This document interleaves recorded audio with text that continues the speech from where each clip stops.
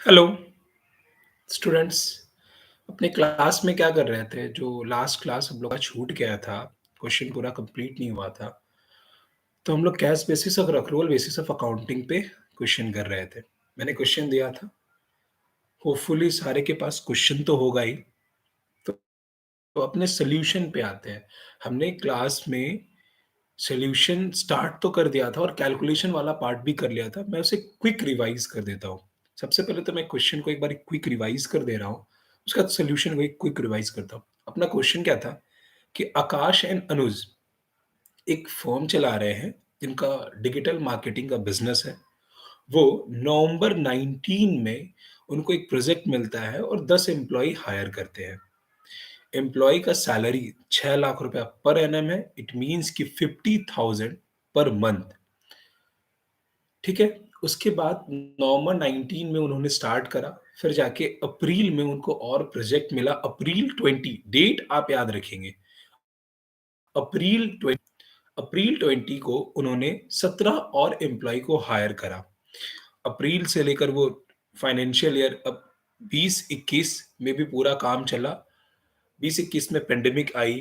Pandemic के कारण उनको जो प्रोजेक्ट जो उनका काम चल रहा था, उनका पैसा नहीं मिल पाया। जैसे मैंने क्वेश्चन में बताया कि due to the lack of fund उनको पैसा नहीं मिला।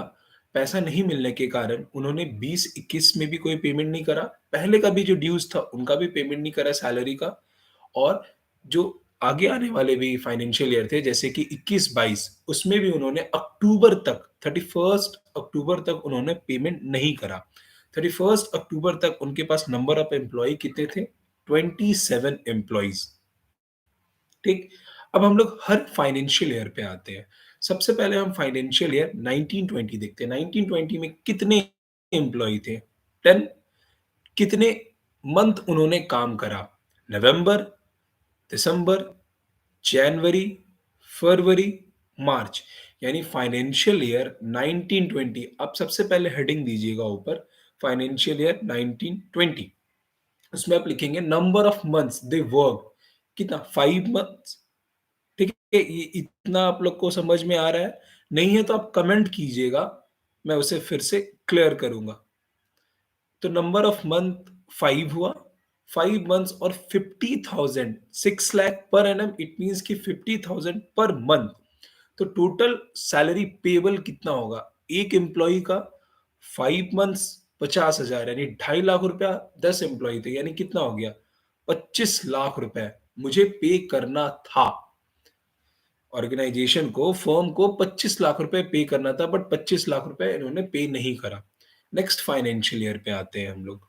फाइनेंशियल ईयर कौन सा था? 2021। 2021 में जैसा हम लोगों ने क्वेश्चन में देखा कि 10 एम्प्लॉय तो पहले से थे, प्लस नेक्स्ट कितने एम्प्लॉय हैं? 17 और आ गए, तो टोटल एम्प्लॉय कितने हो गए? 27। अब एम्प्लॉय कितने हैं? 27। कितने महीने इन्होंने काम करा? 12 महीने। तो पर एम्प्लॉय की सैलरी कितनी बनी? कैसे निकालेंगे? तो सबसे पहले 12 महीने into 50,000 per month. It means कि एक महीने में एक एम्प्लॉय को 6 लाख रुपया देना है। ठीक है। और 27 एम्प्लॉय को कितना पेमेंट होगा? तो 27 एम्प्लॉय को पेमेंट हुआ 1 करोड़ 62 लाख। समझ में इतना आ गया?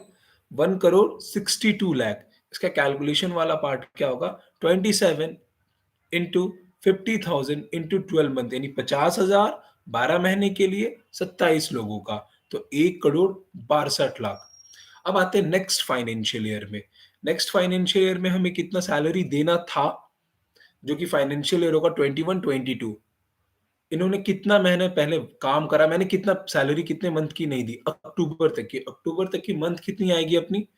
कितनी आएगी? 7 मंथ्स। 7 मंथ्स में कितना हो जाएगा? तो 7 मंथ्स पर एम्प्लॉय ने काम करा और पर मंथ की सैलरी 50,000। इट मींस कि पर एम्प्लॉय को 35 3,50,000 पर एम्प्लॉय को देनी थी। ठीक है। टोटल नंबर ऑफ एम्प्लॉय कितने थे? 27।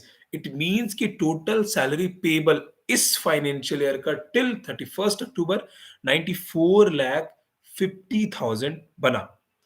मेरी तीनों फाइनेंशियल ईयर मिला के कितनी सैलरी देनी थी जो कंपनी ने या ऑर्गेनाइजेशन ने अभी तक नहीं दी?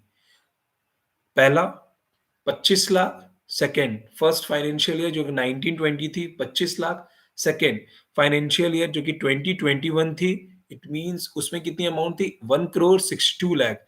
थर्ड फाइनेंशियल ईयर जो कि 21-22 थी उसमें कितनी आई 94 लैक्स 50,000। इट मीन्स की टोटल कंबाइन कितनी हुई 2 करोड़ 81 लाख 50,000। 2 करोड़ 81 लाख 50,000 फर्म को देना था जो अभी तक नहीं दिया। ठीक, अब अकाउंटिंग पे आते हैं। तो अपने तो अकाउंटिंग हर फाइनेंशियल ईयर के लिए अलग-अलग करेंगे क्योंकि हमारा जो बैलेंस शीट जो प्रेजेंटेशन होता है, हर फाइनेंशियल ईयर के लिए होता है। हम लोग फाइनेंशियल ईयर में बैलेंस शीट प्रिपेयर करते हैं। तो सबसे पहले हम फाइनेंशियल ईयर 1920 पे आते हैं। 1920 पे अपने अब दोनों अप्रोच से समझिए आप। कैश बेसिस क्या, कैश बेसिस में क्या होता है कि पेमेंट करा तो एंट्रीज होगी, पेमेंट नहीं करा इट मींस कि नो एंट्री। तो क्या 1920 में अपने पेमेंट करें, हम लोगों ने एक भी रुपया दिया नहीं। अगर रुपया नहीं दिया तो क्या हम लोग कोई भी अकाउंटिंग ट्रीटमेंट करेंगे, नहीं करेंगे। क्या 2021 में एक भी रुपया दिया, नहीं। तो क्या हम एक भी रुपया का ट्रांजैक्शन का ट्रीटमेंट करेंगे, नहीं करेंगे।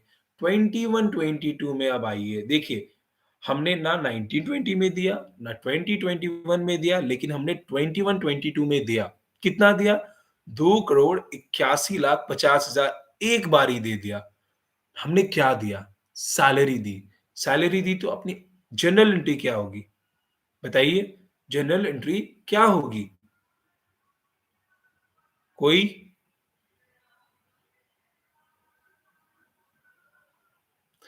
सबसे पहले हम लोग पेमेंट क्या कर रहे हैं सैलरी की, तो salary account debit to cash. हमने सैलरी दी ना, तो सैलरी को डेबिट करेंगे और कैश इसके फिर इसको पीएल में ट्रांसफर करेंगे। तो PL account debit to salary account. समझ में आ गया? नरेशन तो आप लिख लेंगे ना, बीइंग सैलरी पेड। इसमें ड्यू क्या था, मैंने कितना किस ईयर का ड्यू था, कोई मतलब नहीं है। मैंने जो पेमेंट करा मैंने उसकी एंट्री करनी है। ठीक, अब आते हैं हम लोग अक्रूवल बेसिस पे। अक्रूवल बेसिस पे 90 अक्रूवल बेसिस का ऑब्जेक्टिव क्या होता है कि हम लोग इवनली, हम लोग जिस ईयर में जो अक्रू करा, चाहे इनकर करा, चाहे मेरी इनकम थी या मेरी एक्सपेंस थी, हम उसको रिकॉर्ड करेंगे on a due basis. Receipt हो रहा है या नहीं मैटर नहीं करता, इवेंट उस ईयर में होना चाहिए। ठीक है, तो 1920 में सबसे पहले हम लोग देखेंगे क्या 1920 में सैलरी हमारे काम हुई, हाँ।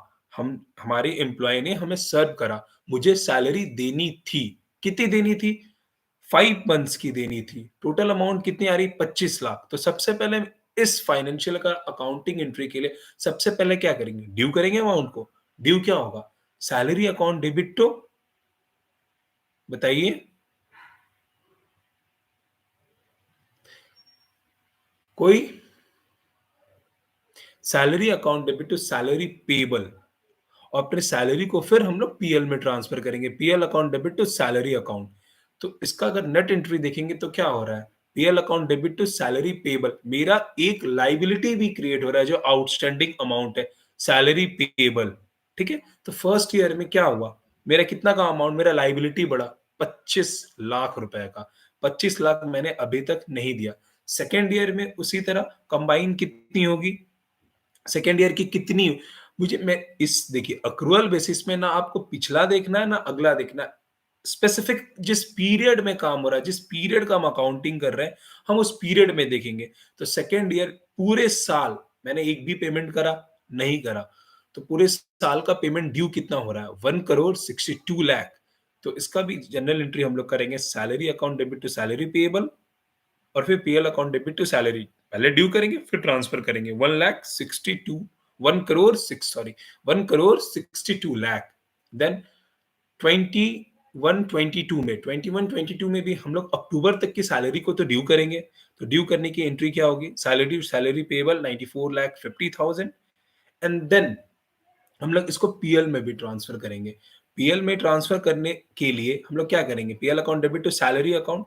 अब देखिए जब आपकी सैलरी पेबल तीनों साल आपने लायबिलिटी क्रिएट की, फर्स्ट ईयर में 25 लाख, सेकेंड ईयर में 1 करोड़ 62 लाख, थर्ड ईयर में 94 लाख 50,000। आपकी सैलरी पेबल की उस दिन की बैलेंस कितनी हुई, आप लोग लेजर बनाते हैं ना, तो आप ledger balance, BD balance, CD, तो सैलरी पेएबल की बैलेंस देखिए कितनी हो रही है। आप जब सम अप करोगे तो आपकी बैलेंस आएगी 2,81,50,000 मतलब अभी तक आपको 2,81,50,000 ये तीनों फाइनेंशियल ईयर में मिला के पेमेंट करना था। बट आपने कितना करा? 1 भी रुपया नहीं। बट अब हमें पेमेंट करना है क्योंकि जैसा क्वेश्चन ने बोला उसको प्रोजेक्ट के सारे पैसे मिल गए। जब उनको पैसे मिले तो वो अपने सैल एम्प्लॉयी को भी सैलरी देंगे। तो जब पेमेंट करते किसी भी चीज़ का पेमेंट करते हैं तो कैश होगा क्रेडिट साइड टू कैश और हमारा जो लायबिलिटी हमने क्रिएट करा था सैलरी पेएबल तो उसको डेबिट भी तो करेंगे। तो salary payable account debit to cash account 2 crore 81 lakh 50,000 2 crore 81 lakh 50,000 समझ में आया? अगर आप लोग को समझ में नहीं आया है या किसी भी तरीके का प्रॉब्लम अगर आ गया तो कमेंट में थम्स अप लिखेंगे और अगर नहीं आया तो आप मुझे कमेंट करके बताएँगे। ओके? होप कि आप लोग को ये कॉन्सेप्ट क्लियर हुआ होगा और किसी भी तरीके का अगर प्रॉब्लम है तो आप कमेंट भी कर सकते हो और क्लास में भी आप पूछ सकते हो। ओके? बाय।